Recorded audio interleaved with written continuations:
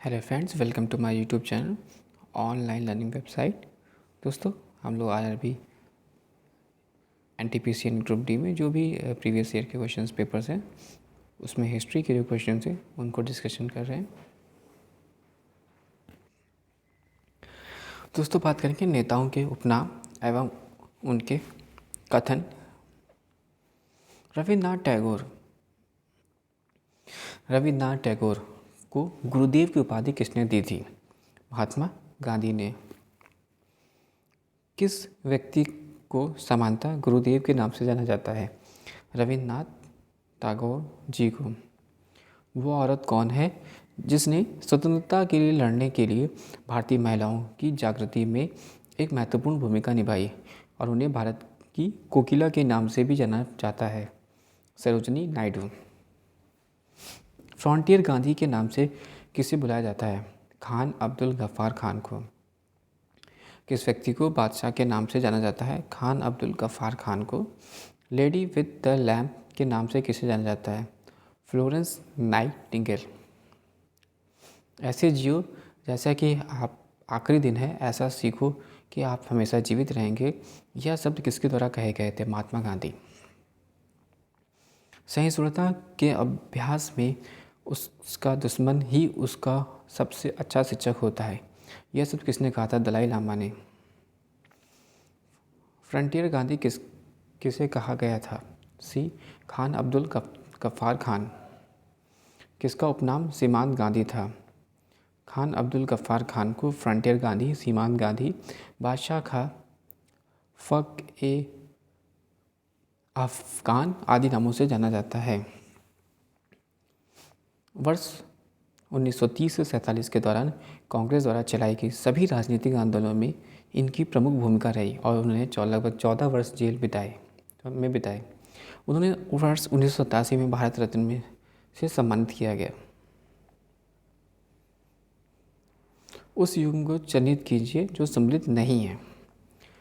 B सीमांत गांधी, मौलाना अब्दुल कलाम आज़ाद। ये सम्मिलित नहीं है। सीमांत गांधी खान अब्दुल गफ्फार खान को कहा जाता है। पंजाब केसरी का किताब किसको दिया गया था? उत्तर नंबर डी लाला लाजपत राय को। पंजाब केसरी का खिताब लाला लाजपत राय को दिया गया था। उन्होंने वंदे मातरम व द पीपल नामक समाचार पत्रों का प्रकाशन किया। भारत के वयोवृद्ध व्यक्ति ग्रैंड ओल्ड मैन के रूप में कौन विख्यात है? आंसर नंबर डी दादा भाई नौरोजी।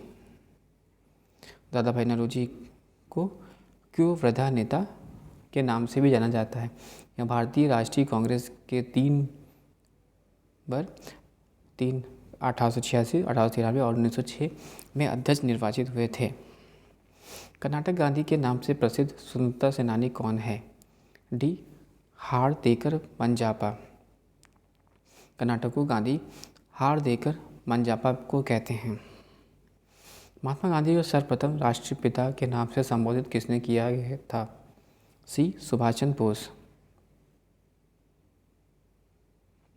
महात्मा गांधी को सर्वप्रथम राष्ट्रपिता के नाम से सुभाष चंद्र बोस ने संबोधित किया। गांधी जी को सर्वप्रथम महात्मा शब्द से संबोधन रविन्द्रनाथ टैगोर ने किया था। चर्चिल ने महात्मा गांधी को अर्धनग्न फकीर कहा था। गांधी जी के नाम के साथ प्रत्यय महात्मा जोड़ा गया था। ए चंपारण सत्याग्रह के दौरान। उत्तर बिहार के चंपारण जिले के यूरोपीय नील के उत्पादक बिहारी कृषकों को अनेक रूप से उत्पीड़न करते थे।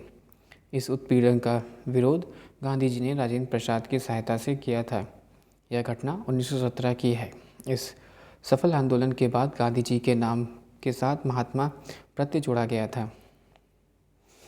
अंत्योदय का विचार किसने किया? अंत्योदय का विचार सर्वप्रथम महात्मा गांधी ने दिया था।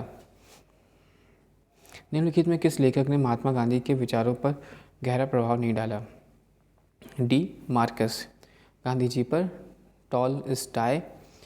गांधी जी ने वर्ष 1910 से दक्षिण अफ्रीका में टॉलस्टॉय फॉर्म की स्थापना की थी, जो बाद में गांधी आश्रम बना। रस्किन और थॉरो का प्रभाव पड़ा था। कार्ल मार्क्स का प्रभाव भी गांधी जी पर नहीं पड़ा था। निम्नलिखित में कौन सा गीत महात्मा गांधी को इतना प्रिय था?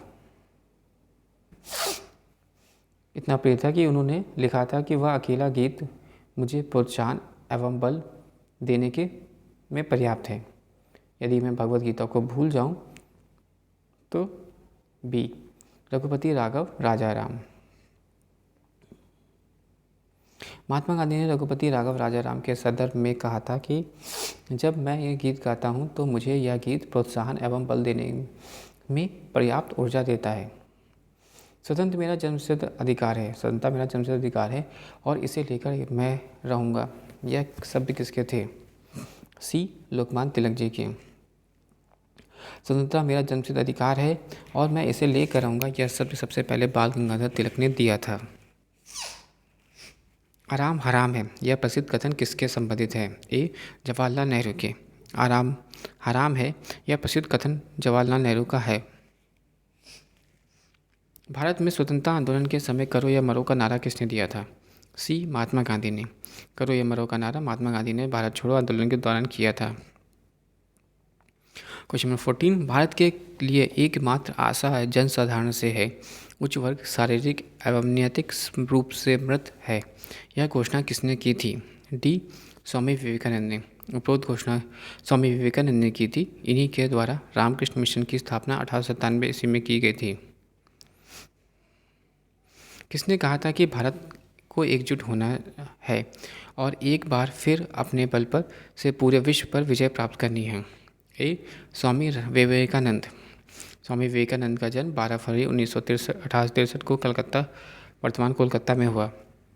1897 मद्रास में युवाओं को संबोधित करते हुए कहा था कि जगत में बड़ी विजयी जातियां हो चुकी हैं, हम भी महान विजेता रह चुके हैं और अब समय आ गया है कि भारत को एकजुट होना है और एक बार फिर अपने बल से पूरे विश्व पर विजय प्राप्त करनी है। किसने कहा कि मध्यरात्रि की टंकार पर जब संसार सोता है तो भारत अपने जीवन व स्वतंत्रता के लिए जाग उठेगा? सी, जवाहरलाल नेहरू। भारतीय स्वतंत्रता दिवस 15 अगस्त 1947 को पर देशवासियों को संबोधित करते हुए उपरोक्त उद्गार भारत के प्रथम प्रधानमंत्री पंडित जवाहरलाल नेहरू ने व्यक्त किए थे। क्वेश्चन नंबर 17, बहुत पहले हमने भाग्य से खूब प्रयास किया था कि हम उस समय में प्रवेश कर रहे हैं जहां हमें कठोर परिश्रम करने की प्रतिज्ञा करनी पड़ेगी और समस्त क्षेत्रों में आत्मनिर्भरता हासिल करनी पड़ेगी। ये शब्द किसके द्वारा कहे गए थे? Answer number A, Jawaharlal Nehru द्वारा 15 अगस्त 1947 की सुबह। 15 अगस्त 1947 की सुबह जब देश स्वतंत्र हुआ तब देशवासियों का प्रथम संबोधन करते हुए उपरोक्त शब्द जवाहरलाल नेहरू द्वारा दिए गए। उड़ीसा की गांधी किसे कहा जाता है? सी, पंडित गोपबंधु दास।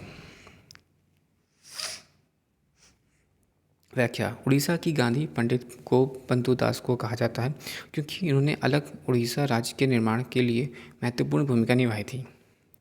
Long ago we have made a tryst with destiny के शब्द किसने कहे थे? ए, 1947 में स्वतंत्रता के अवसर पर पंडित जवाहरलाल नेहरू ने। 1947 में स्वतंत्रता दिवस के अवसर पर पंडित जवाहरलाल नेहरू ने अपना प्रसिद्ध व्याख्यान ट्राइस्ट विद डेस्टिनी दिया था। उपयुक्त वाक्य उसी व्याख्यान का एक अंश है। मेरा जीवन ही मेरा संदेश है वाक्य किस राजनेता की जयंती पर जारी एक विशेष डाक टिकट पर अंकित है? बी, महात्मा गांधी। मेरा जीवन मेरा संदेश है गांधी का कथन है। यह किसने कहा था? महात्मा गांधी। वर्ष 1921 में महात्मा गांधी ने यह वाक्य लिखा था। सर्वप्रथम इंग्लैंड को बनियों का देश किसने कहा था? D, Napoleon. नेपोलियन का सर्वप्रथम इंग्लैंड को बनियों का देश कहा था। इनकलाब जिंदाबाद का नारा दिया था।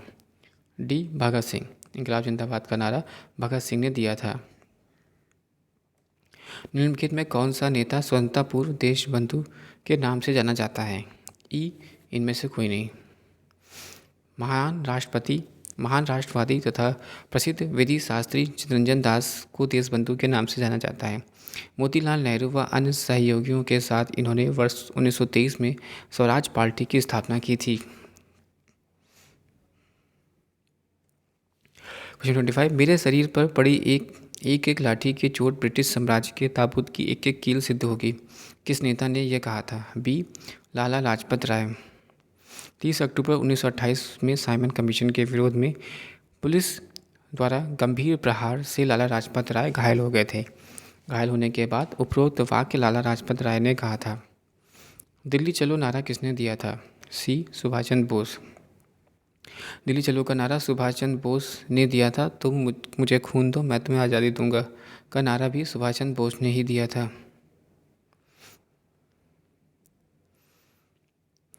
जब जन भावना एवं उत्साह अपने महत्तम उबाल पर है, ऐसे में इस आंदोलन को वापस लेना किसी राष्ट्रीय आपदा से कम नहीं है। गांधी जी द्वारा एक पक्षीय ढंग से फरवरी 1922 में असहयोग आंदोलन को वापस लेने पर यह किसने कहा था? ए. सुभाष चंद्र बोस। 5 फरवरी 1922 को चौरी चौरा घटना के बाद गांधी जी द्वारा असहयोग आंदोलन वापस लेने पर क्षुब्ध होकर यह कथन सुभाष चंद्र बोस ने कहा था। राजद्रोही फकीर अर्थात महात्मा गांधी के 7 फरवरी मार्च 1931 में समानता की शर्तों पर ब्रिटिश सरकार की बातचीत पर सबसे जोरदार विरोध किसने किया? सी. विंस्टन चर्चिल ने। ब्रिटेन के दक्षिणपंथी नेता विंस्टन चर्चिल ने ब्रिटिश सरकार बी की आलोचना करते हुए महात्मा गांधी को देशद्रोही फकीर या द्वितीय गोलमेज सम्मेलन में कहा था। अर्धनग्न वस्त्रों में गांधी जी द्वारा वायसराय के महल में चढ़ना एवं ब्रिटिश साम्राज्य के नुमाइंदों की बराबरी की स्थिति में बैठकर अपना अधिकार मांगना एवं एक शर्मनाक एवं मतली उत्पन्न करने वाली घटना, यह वचन किसके थे? सी. विंस्टन चर्चिल के। द्वितीय गोलमेज सम्मेलन में गांधी जी द्वारा ब्रिटिश सरकार से बराबरी की स्थिति में बैठाकर अपना अधिकार मांगने से पर ये वचन विपक्ष के नेता विंस्टन चर्चिल कहे थे कि चर्चिल उस समय विपक्ष के नेता थे।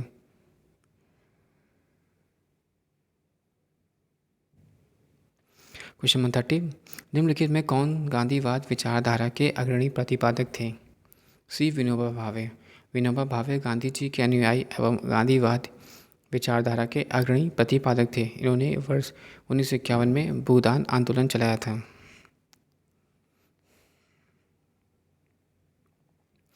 लोकनायक की उपाधि किसे प्रदान की गई थी? ए.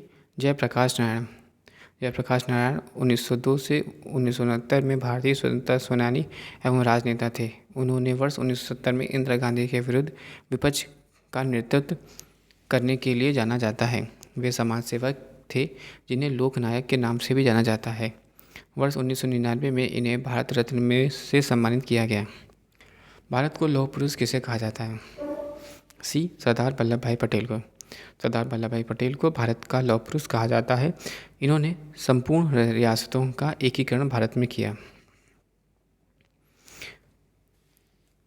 चंद्रशेखर आज़ाद ने प्रतिज्ञा ली थी या ब्रिटिश द्वारा कभी भी जिंदा नहीं पकड़ा जाएगा एवं पुलिस के साथ भिड़ंत में उन्होंने खुद को गोली मार ली। जतिन नाथ मुखर्जी बाघा जतिन के रूप में जाने जाते हैं। मोहनदास करमचंद गांधी महात्मा गांधी को रविन्द्रनाथ टैगोर द्वारा महात्मा कहा गया था। दादा भाई नौरोजी के अनुसार स्वराज का अर्थ संपूर्ण स्वतंत्रता थी। आत्मा ही सब कुछ है एवं सब कुछ ही आत्मा है, यह सिद्धांत सर्वेश्वर वादात्मकवाद कहलाता है। देशभक्ति धर्म है और धर्म है भारत के लिए प्यार, यह बंकिम चंद्र चटर्जी ने कहा। जय हिंद का नारा सुभाष चंद्र बोस ने दिया। पशु जाति का नियम हिंसा तथा और मानव जाति का नियम अहिंसा, किंतु यहाँ कार्यरता और हिंसा में किसी एक का चुनाव करना हो तो भारत अपने अपमान का निराधार साक्षी बना रहेगा। ऐसे नामर्द व्यवहार की अपेक्षा स्वाभिमान की रक्षा के लिए हिंसा का आश्रय ले, उसे मैं उचित मानता हूँ। यह कथन बाल गंगाधर तिलक का है। महात्मा गांधी की पत्नी का नाम कस्तूरबा गांधी था। Sarojini Naidu Nightingale of India कहलाती है। शेरे पंजाब लाला लाजपत राय का उपनाम है। प्रसिद्ध उद्ग्रहण सरकार जनता द्वारा जनता के लिए अब्राहम लिंकन ने दिया था। चाचा के नाम से समानता पश्चिम पंडित जवाहरलाल नेहरू को जाना जाता है। स्वामी दयानंद सरस्वती का कथन था कि एक अच्छी सरकार स्वतः सरकार का विकल्प नहीं हो सकती है। M.A. जिन्ना को कायदे-ए-आज़म के नाम से भी जाना जाता है। आइंस्टीन ने कहा कि ईश्वर ब्राह्मण के साथ सबसे साथ पासे नहीं खेलता। सर सैयद अहमद खान का एक विचार था कि भारत में हिंदू और मुसलमान के द्वारा एक राष्ट्र का गठन हुआ। वे भारत की दो आँखें हैं, अगर आप एक आँख पर चोट लग जाए तो आप दूसरे को भी चोटिल करेंगे। Bengal united is a power, Bengal divided will pull several different ways, यह रिसले की उक्ति है। सरोजिनी नायडू ने डार्विन और गांधी जी को दो महात्मा कहा। कांग्रेस लड़खड़ा रही है और मेरी एक बड़ी अभिलाषा है कि जब तक मैं भारत में हूँ उसकी मृत्यु में शांतिपूर्वक सहायता करूँ, यह कथन कर्जन का है। पंडित मदन मोहन मालवीय महामना के रूप में जाने जाते थे हैं। पर दादा राहत भाई नरोजी, महात्मा गांधी, दयानंद सरस्वती, रविन्द्रनाथ टैगोर से रविन्द्रनाथ टैगोर का गुरुदेव के रूप में भी जाना जाता है। दोस्तों वीडियो आपको अच्छा लगा हो तो प्लीज़ लाइक और सब्सक्राइब करिएगा। साथ ही साथ डिस्क्रिप्शन बॉक्स में बुक्स के लिंक्स है, वहाँ से आप बुक्स परचेज कर सकते हैं और मेरा टेलीग्राम चैनल भी ज्वाइन कर सकते हैं। दोस्तों thanks for watching and sharing.